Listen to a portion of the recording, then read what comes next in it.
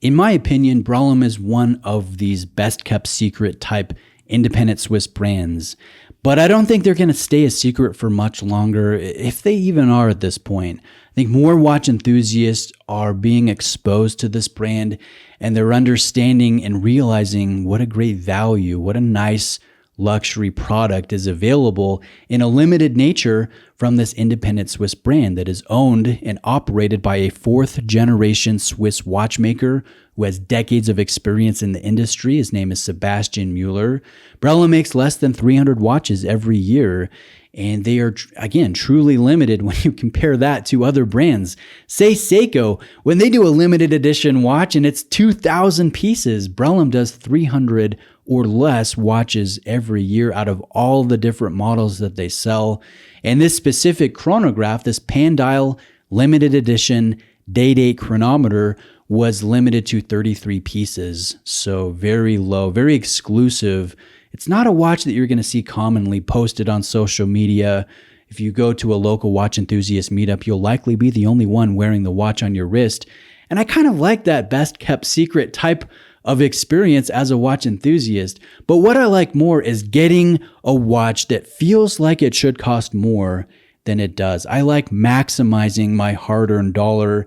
And this watch, it lives up to that premise. You feel like you're getting a more expensive watch than you really are. And I know every micro brand says that. Every micro brand says, oh, we're bringing the luxury, but at an affordable price. It's not cliche speak in this instance.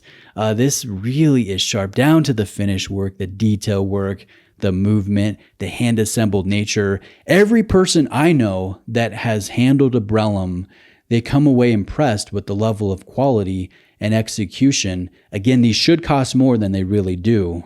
Now, focusing on this specific chronograph, this Pandial limited edition day-date chronometer, I like the fact that you can see the movement through a box sapphire crystal. And that exhibition crystal will have inner anti-reflective treatment, so I can see the fully finished or fully decorated movement to a very clear and crisp degree. I can see the blued screws, the Geneva striping, the engine turning, that perlage work. I can actuate the chronograph and watch that actuation through the reverse to a very expansive degree. I think this is beautiful. This is one of the highlights. This is one of the selling points, in my opinion. Drawing your attention to the rotor, the skeletonized gold tone rotor, you can see the number, the individual number of the production run done in the rotor. So this one is number 9 out of 33. Again, I just like being able to see all of the nooks and crannies of the movement. I like seeing the light play here. I like looking at the movement from a tangential angle, which you really can't do with a porthole type of crystal in a different watch, in a different brand. So again, one of my favorite features is the dual box sapphire crystals. If we turn the watch over and take a look at the dial side, we will go in on a macro level. There's a flat opaline dial color with a very sharp azure blue accent color that I think is strong. It's nice. There's good color play. There's a faint level of guilloche texturing on the sunken sub registers at the 12 and the 6 o'clock position. And there's also some guilloche texture work on the index track on the circumference of the dial. Now, looking at this perpendicularly, I like the fact that this seems balanced. It seems full. It doesn't seem overly busy or weighty in either direction visually. If we take a look at the index track, that matches the tone of the aluminum bezel insert in the bezel, so it creates a thicker visual look that makes the watch not feel like it's dial dominant. If that was light, it would feel very dial dominant. It'd feel large, so to speak.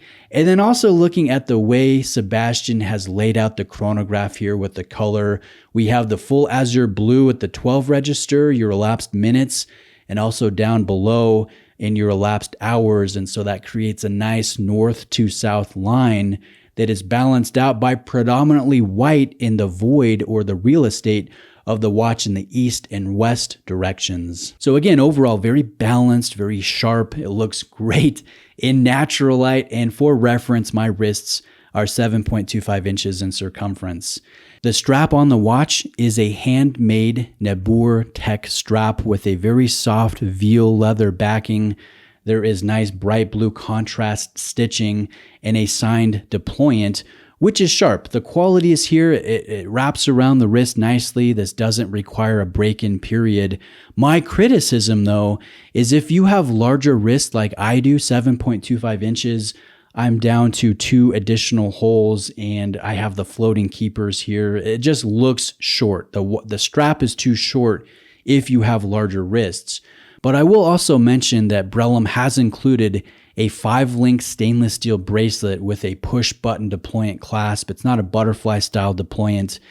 And I like that. Visually, I think this looks strongest on stainless steel because it emphasizes the opaline and azure blue color configuration. It also adds a little bit of light play and it matches the case well in my opinion. The case is mostly brushed, but there is good use of polished, beveled, flared edges on these downturned lugs, the polished pump pushers for the chronograph. The bracelet is mostly brushed, but the inner 2 portions, that railroad track, so to speak, is done in high polish. And so it just has, again, a very cohesive look, a good weight, and overall, again, has that satisfaction level. Like I'm getting a nicer watch than what I'm paying for. And I believe part of that is due to the fact that Sebastian or Brellum sells to the end user, to the consumer, and they're not selling to an authorized dealer that needs to mark it up in order to sell to the consumer. So it cuts out a little bit of the fat. It trims it up a little bit.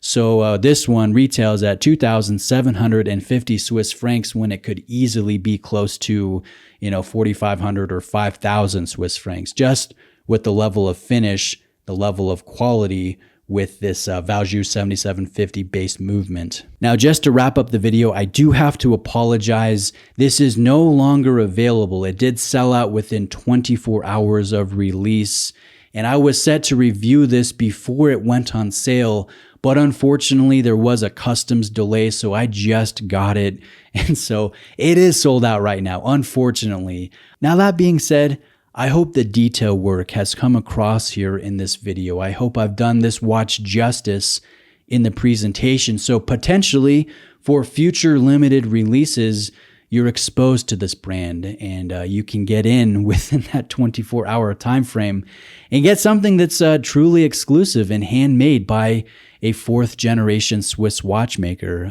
Again, I'm impressed with Brellum. I'm not sponsored by the brand. I'm not being paid to review this. I just like this brand and I hope to bring some more exposure to what they're doing because I identify with what Brellum is doing from a watch enthusiast perspective. So guys, thanks for watching. Reach out with questions and I will put a link to Sebastian's website, to Brellum's website, as well as their social media accounts. So again, have a great day, guys. Thanks for watching. I'll see you next time.